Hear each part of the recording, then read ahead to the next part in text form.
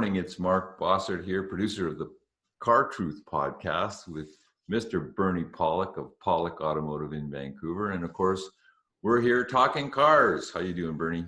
Doing well.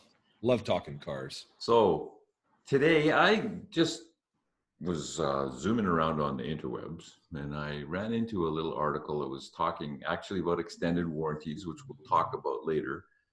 But they made an interesting assertion that the average repair on a automobile was $180, which kind of made me laugh. I just had one of my vehicles detailed and it cost $280. So how the heck is an average repair $180? You know, I really don't know because in our shop, our average invoice is about $700, maybe 800 some months, depending on the kind of work we do. So if you take, we do, over 100 cars a month in our shop. If you take that as an average, there'll be some bills that are only $50, but there are others that are, in the thousands that counteract that. So I'm not sure where the $180 comes from, but that it just occurred to me that there are a lot of shops that don't really do very thorough work. Either they just fix whatever sort of little parts broken and the car goes out the door, whereas we tend to take a more holistic approach to the cars we service and tend to, fix and do everything at one time. Our customers seem to like doing that. So that could be the difference, but I'm not sure where $180. I mean, a lot of cars, V8 fancy car a set of spark plugs could cost $180. So and that's not including the labor. That's not including labor. Yeah. So to me, that seems like a very low number. Now we're in Canada. It does cost more money to fix a car here than it does in the US, but it's not, even if the price was doubled in Canada from that $180, that's $360, which is still about, less than half of our average invoice. So I'm not, and I'm sure it's not double. So along with that, perhaps less accurate information, they were saying that extended warranties are something that are never a good idea. What's your opinion about that? Well, there was a time where I thought extended warranties were a waste of money, but I've come to realize that they're not. And with many cars, modern cars, they're extremely expensive to fix. And I think warranties are worth looking at. An extended warranty is worth looking at. Just one thing to remember about an extended warranty, it isn't an extended warranty. It's actually breakdown insurance. So the way the contract works is if something breaks down on the car and you have to follow, proper maintenance schedules, of course, they will pay to fix your problem. There's usually a deductible. You can negotiate different kinds of warranties, low deductible, high deductible. There's lots of things, but it basically pays for broken down parts. And there are many cars where it's worth spending the money on, and some cars it's not. So I think it's really a matter of doing your research on how reliable is the car, what's the track record, what goes wrong, what can go wrong, and how much does it cost to fix.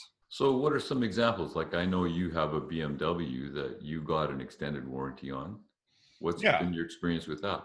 Well, I'm glad I got it. And, I have an auto repair shop, so I'm always proud to say I can, fix my cars for pretty cheap. There's no labor cost. And, I just buy the parts. But interestingly enough, about this BMW X3, it was about 6-year-old car at the time, maybe, somewhere like that. But decided to buy an extended warranty. It cost about $2,500 for 3 years. I've actually more than paid that back already.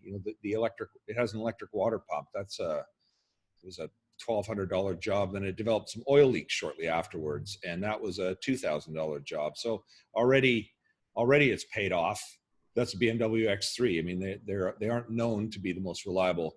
Say not reliable, but they're known to have issues. So it's been worth it, and I still have a couple of years left on that warranty, and hopefully I won't need to do anything because I do find it kind of discouraging to fix the car. But it was a good investment to do that. Now there are other cars that I probably wouldn't recommend a warranty. Things like cars like a Toyota Corolla. I mean, they've been building those for years and years and years, and we service them, and they're just bulletproof reliable. Like things, they might develop a leaky water pump that costs, $500 or $1,000 to fix. And but that's still way under the price of a warranty. And that's probably the only thing that'll actually go wrong that we see. So, I think, in that case, I probably wouldn't, but it's really a matter of evaluating the car. And you just bought a new car recently, and tell me about your experience. Well, we bought a Honda Clarity. It's a plug-in hybrid. It's a very new vehicle. It was just brought out last year in 2018. We got a 2019 version. It's a complex car. There's two electric motors. There's one gas engine. I just felt the potential for something, if something went wrong, it was going to be a lot of money. And I wanted to have that extended warranty that would cover any eventuality that the manufacturer might say, oh, no, well, that's because of X, Y, or Z. And I also know how I drive cars. I tend to drive them pretty hard and fast. And so it just made sense that if somebody's gonna break it, it's probably gonna be me. So it just made sense for me to buy an extended warranty, where I would not normally have bought that on a Honda if it was just a gas Honda, for instance, an ICE motor, to use the parlance. I wouldn't have invested in one. So extended warranties, it's really a thing of know your car, know the history of the manufacturer and the vehicle you're buying, and then does it make sense? Can you afford it? Are the repairs going to be worth, if in that case it happens, does that break down insurance, to be maybe more accurate, is really worth it? That's an individual choice and always up to you. Exactly. It just a thought that I had too while you're talking, about warranties is, of course, there's a factory warranty. Now, what is the factory warranty on your Clarity? It's 4 years. 4 years. Okay. And so does this extended warranty take effect after that, or is it? No, it's for everything else that can go wrong that the factory warranty might not cover. Actually. Yeah. So, even down to the tires and stuff.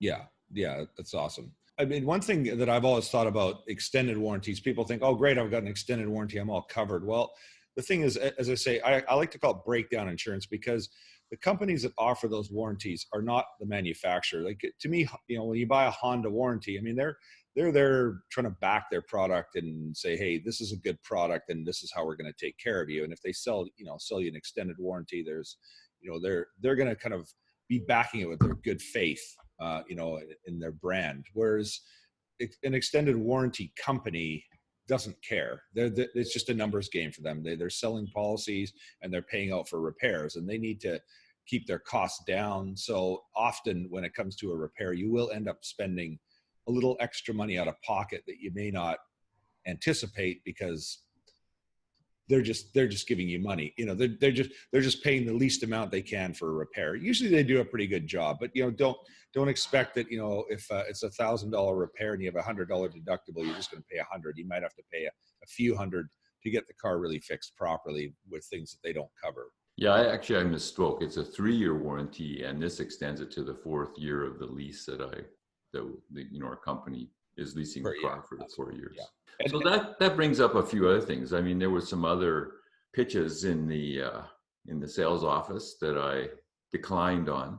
So let's talk about some of those. Are they ever worth it? So there's this concept of prepaid maintenance that I know is sort of catching on, or has been and gone and come back a few times in the repair business. So what's prepaid maintenance? Is it a good idea? Well, yes and no. So some vehicles, like Audi, for years had offered included maintenance in their 3 years when you buy the car, and that was kind of.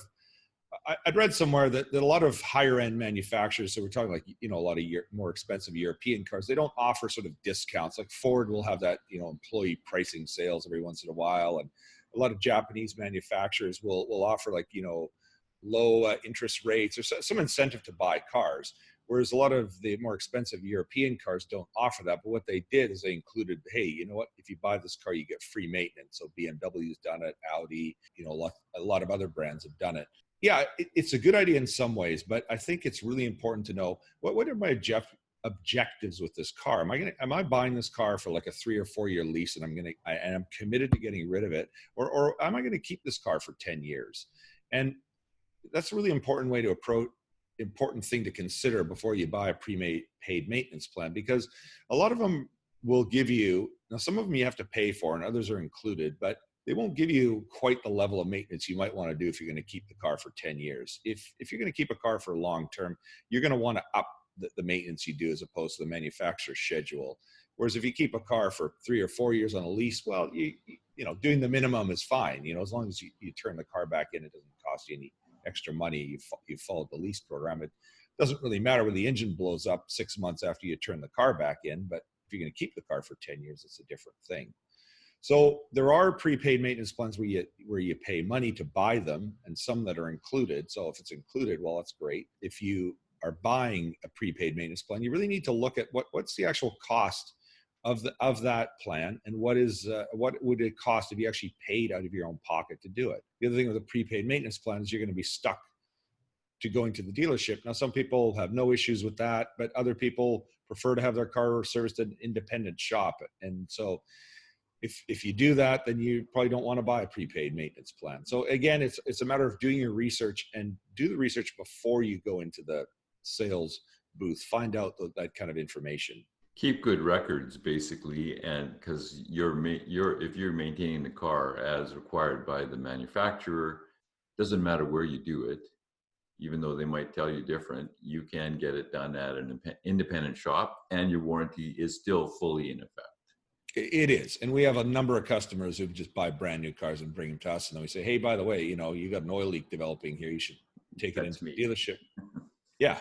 Take it to the dealer, you know, and get this thing fixed. So so there's, where am I going with this? Well, what about undercoating? That was another thing that they briefly mentioned. When I kind of rolled my eyes, they stopped. Yeah, so there are a number of things that they offer in a sales department to boost their bottom line, and you know one of them is undercoating. Now, I'm not sure if they offer that in Florida. I think they got ridiculous, but you know, in a lot of at least around here in Vancouver, that's the thing that's offered, undercoating. You can get it done cheaper elsewhere and probably better, and you may not even want it at all. So again, that's the kind of thing to research. I would say don't bother doing that at a dealership. There are better things to consider. There are better places to do it if you want it. So there's different kinds of undercoating. You got to do your research about which one is the proper one to do, and make sure that it's done in a way that they're not just undercoating over top of dirt, as we've seen in other podcasts that we've done. Yeah. Now, to be fair, that podcast is on a very used vehicle that had been used out in the bush. But if you're buying a brand new car, of course, it's going to be nice and clean underneath. And but you know, modern cars are built to pretty high standards, and you know they're compared to what cars used to be like back in the 70s and 80s, where you know metal was really bad, and you know consumers just wouldn't tolerate it, and especially in the areas where there's a lot of salt, cars would rust out. It takes a long time for a car to rust out now. I mean, even in Vancouver, you know, after 10 years, but I think about the cars I used to drive, like from, you know, 1960s cars, you know, they'd start rusting out by the time they're 10 years old. Whereas nowadays, I mean, a 20-year-old car still barely has any rust. So, or it'll just start developing. So it's, you know, around our climate. So it's, you know, do you need to undercoat? Probably not around here, but it depends on where you go. But as you said, there are different types of undercoating, and it's worth researching.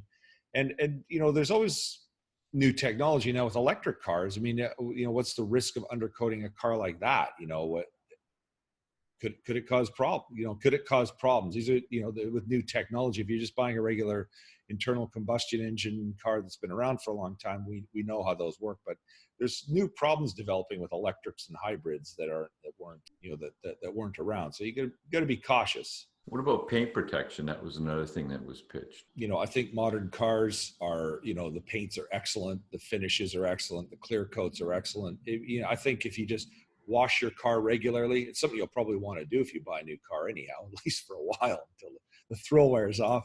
But, you know, I mean, wash the car regularly, wash any, you know, tree sap, you know, cherries that drop on bird crap, anything, you know, that comes in the car, wash it regularly, clean it regularly. You know, you could take it to a detailer, you know, once a year, twice a year, and have it, you know, waxed and properly cleaned. And that's probably a better use of your money than paint protection. Now it depends though on what kind of warranty they put. It might be, you know, for a couple of $100, it might be, hey, you know, you know, if a cherry drops on this thing and wrecks your paint, they'll repaint your car for free. That could be a good thing. So again, it's about doing the research, and probably if you're actually in a booth, you know, they have this term, you're in the booth and they're talking about, here you go, okay, here, sign these papers, and you know, here's, you know, $40,000 for your car, and by the way, get an extended warranty for an extra $5, and you know, paint protection for $500, and undercoating for $500, and we can offer you prepaid maintenance for another $1,000 for a couple of years. I'm just rambling these numbers off, but you know, you're getting all this stuff fired at you. It would be a good idea to just go, okay, I want to buy the car. I'm going to walk away for a couple hours and do some research. That would be the best thing you could do. And don't make a decision just right then and there, because you might well be wasting your money. Yep. So there you go. Thank you for listening. We're talking about some of the truth about cars. And of course, we're using the massive knowledge and experience of Mr. Bernie Pollock, 38 years repairing and maintaining cars in Vancouver at Pollock Automotive in Vancouver. And thank you so much for listening. Thanks, Bernie. Yeah, thanks for listening. It's always a pleasure.